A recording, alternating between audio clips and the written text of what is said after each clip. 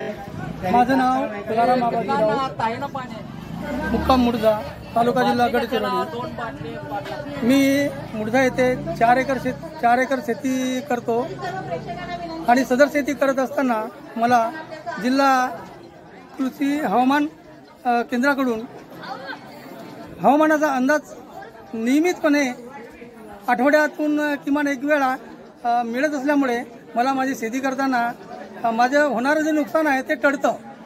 पीक काढणी केल्यानंतर त्याचे व्यवस्थापन मला चांगल्या पद्धतीने करता येते आणि फवारणीचा हवामानाचा अंदाज घेऊन फवारणी पण कोणत्या दिवशी करावी याचं नियोजन चांगल्या पद्धतीने करता येते आणि त्यामुळे मी हवामान केंद्र गडचिरोली यांचं आणि त्या अनुषंगानं महाराष्ट्र शासन भारत सरकारचं मी या अनुषंगानं अभिनंदन करतो की त्यांनी मला हवामानाचा अंदाज कळवून माझी होणारी नुकसान टाळली। त्याबद्दल पुन्हा एकदा धन्यवाद।